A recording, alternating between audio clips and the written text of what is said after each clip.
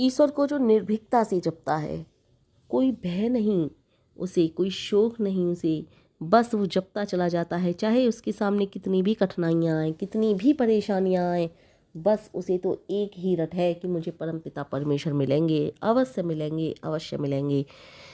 मीराबाई के सामने कितने दुख आए, कितने कष्ट आए, कितनी तकलीफ़ें आई मीराबाई के सामने।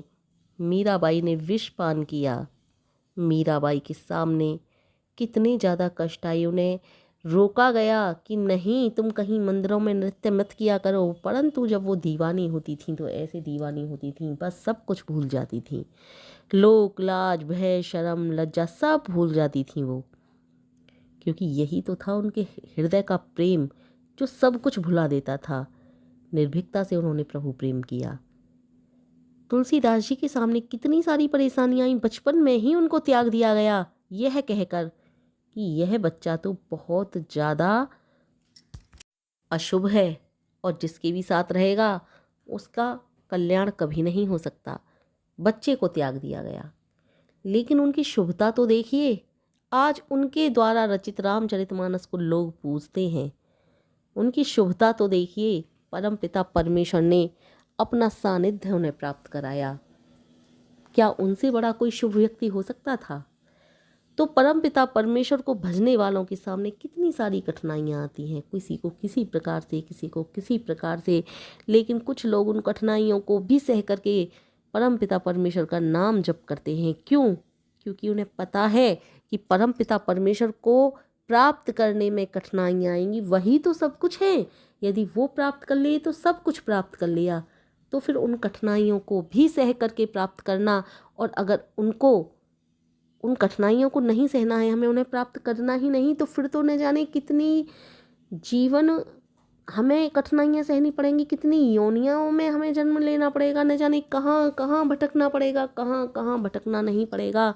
परम पिता परमेश्वर का नाम अगर लेंगे तो कम से कम अभी जो कठिनाइयाँ आ रही हैं उनको झेलकर हमें उनका दर्शन तो प्राप्त होगा, वो लक्ष्य तो प्राप्त होगा जिसके लिए मानव का जीवन लिया है। एक संत थे। संत क्या थे? वो रहते तो संतों की तरह थे, जीवन बिल्कुल साधुओं सन्यासियों की तरह था, लेकिन उन्हें परमेश्वर से चिढ़ थी। वो परमेश्वर का नाम नहीं लेते थे, और कोई लेता भी था तो उसको रोकते थे कि क्या किया है परमेश्वर ने तुम्हारे लिए। परमेश्वर ने कभी किसी को गरीब बनाया, किसी को अमीर बनाया, किसी को ये किया, किसी को वो किया, इस तरह से कह करके वो परमेश्वर का कोई नाम लेता था, उसे भी उस रास्ते से हटाने की कोशिश किया करते थे। अब वो संतों की तरह रहते तो थे, लेकिन उनका हृदय में परमपिता परमेश्वर के प्रति कोई प्रेम भावना न थी। अब क्या हुआ कि उनके जिंदगी के दिन पूरे होने लगे, मृत्यु आने लगी। अब लेकिन उनके घर के जो थे वो बहुत आस्थावान थे। उनके घर के लोगों ने कहा ये जा रहे हैं मरने को, कुछ इनके लिए उपाय कराया जाए, जाओ पंडित को बुला करके लाओ। पंडित जी आए। पंडित जी बहुत ज्ञानी थे, बहुत परमपिता परमेश्वर में उनका असीम प्रेम था, बहुत परमपिता परमेश्वर के प्रति उनकी अनुकंपा थी, बहुत परमपिता परमेश्वर को मानते थे। एक दो बार उन संत के साथ भी पंडित जी का एक दो बात हो चुकी थी। पंडित जी को भी उन्होंने कहा था कि बिना बात के परमपिता परमेश्वर का नाम भजता रहता है, क्यों भजता है। संत को उन्होंने, पंडित जी ने बहुत समझाया कि परमपिता परमेश्वर ही सर्वज्ञ हैं, सर्वज्ञानी हैं, उन्हीं को प्राप्त करने के लिए मनुष्य मात्र का एक लक्ष्य यही है कि उन्हीं को प्राप्त करे। लेकिन उन्होंने फिर भी नहीं मानी संत ने, और इधर पंडित जी अपने कार्य में व्यस्त रहे, उधर संत महाराज अपने कार्य में व्यस्त रहे। अब जब अंत समय आया तो उन्हीं पंडित जी को बुलाया गया। पंडित जी आए, बोले घर वाले कि इनके कल्याण के लिए कुछ कार्य कीजिए ताकि इन्हें स्वर्ग में स्थान मिल जाए। पंडित जी बोले इनकी परमपिता परमेश्वर में तो रुचि है ही नहीं, फिर इनको स्वर्ग में स्थान कहाँ से मिलेगा।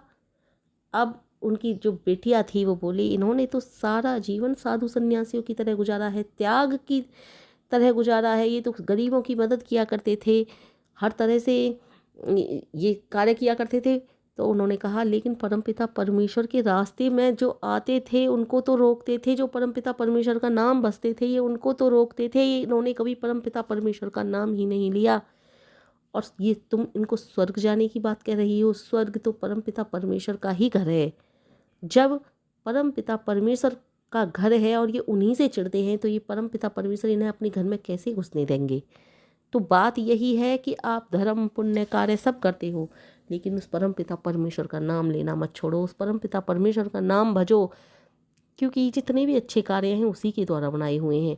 अगर आपको किसी रूप में परमपिता परमेश्वर से चिढ़ हो गई या आप नास्तिक हो गए तो आपका कल्याण नहीं हो सकता। इसलिए परमपिता परमेश्वर को भजो, परमपिता परमेश्वर का जाप करो, नित्य प्रति उनकी भक्ति करो, यही कल्याणकारी है और यही तुम्हें कल्याण के मार्ग पर ला सकती है, और कोई नहीं।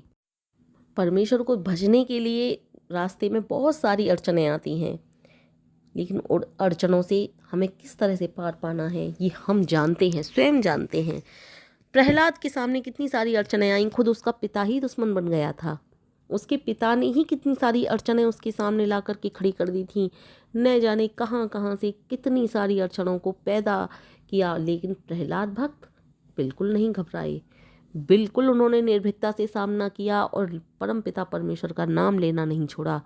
परमेश्वर को प्राप्त करने की उनके हृदय में जो तीव्र इच्छा थी वो समाप्त ना होने दी, बिल्कुल नहीं डरे, बिल्कुल नहीं घबराए, निर्भीकता से सामना किया। देखिए इसी तरह से एक संत किसी गांव से निकल करके जा रहे थे, एक स्थान पर उन्हें झोंपड़ी में कुछ आवाज़ सुनाई दी। रुक कर देखा कि देखूं क्या आवाज़ें हैं, तो देखा तो सामने सांप फुफकार रहा था। अब वो जो संत थे वो भी भय से कांपने लगे, सांस जोर जोर से चलने लगी, दम फूलने लगा। बुद्धि ने भी जवाब दे दिया कि अब क्या करना चाहिए। तभी वहाँ से एक आवाज़ आई कि संत जी डरो मत, आप तो साहसी हो, परमपिता परमेश्वर के भक्त हो, फिर डर कैसा, उठो, डरो मत, साहस करो और इस सांप को जकड़ लो और जकड़ कर पकड़ लो। संत महाराज ने ऐसा ही किया, थोड़ा साहस बांधा, पांव आगे बढ़ाया, सांप को पकड़ लिया और जब सांप को पकड़ लिया संत महाराज ने तो वह सांप सोने का डंडा बन गया। निष्कर्ष यही है कि इस भय को आप साहस से समाप्त करो, धैर्य से सामना करो और धैर्य से सामना करना ही सफलता है। यानी कि वो भय जो था वो कुछ नहीं था, वो भय से आगे जीत ही तो थी उनकी, क्योंकि वो सर्प सोने का डंडा बन गया। क्यों बन गया? क्योंकि वो भय ही तो संत महाराज के सामने परमेश्वर ने या तो हो सकता है परीक्षा के तौर पर दिया हो कि देखूं तू इस सांप से कैसे सामना करता है, तुझमें कितनी मेरे प्रति श्रद्धा और आस्था बची है। तो इस तरह से आपको भी भय नहीं करना है, घबराना नहीं है। हो सकता है जिस कठिनाई, जिस परिस्थिति में आप खड़े हो उसके बाद आपकी विजय हो, आपको परमेश्वर का दर्शन प्राप्त हो, सानिध्य प्राप्त हो। इसलिए किसी भी कठिनाई से, किसी भी प्रकार की कोई भी झंझट आए, कोई भी अड़चन आए, आपको घबराना नहीं है, उसका सामना कीजिए। वही सामना जब आप करोगे तो आपको डर के आगे जीत दिखाई देगी। कितने ही संतों के नाम गिनाऊं मैं, न जाने कितने ही संत ऐसे हैं जिन्होंने कितनी भारी से भारी अड़चनों का सामना किया, लेकिन परमेश्वर का नाम लेना नहीं छोड़ा। परमेश्वर को उन्होंने सर्वाधिक समझा, सबसे ऊपर समझा, यहाँ तक कि घर बार भी परमेश्वर के लिए उन्होंने त्याग दिए। कि घर बार में अड़चनें पैदा होती हैं, लेकिन घर बार त्यागना कोई अच्छी बात नहीं है, अपनी जिम्मेदारियों से मुख मोड़ना अच्छी बात नहीं है, ये एक अलग शीर्षक रहा। लेकिन इस समय परमपिता परमेश्वर को आप बेझिझक जपते रहो बस, फिर चाहे आप कहीं भी रहो, इससे कोई फर्क नहीं पड़ता।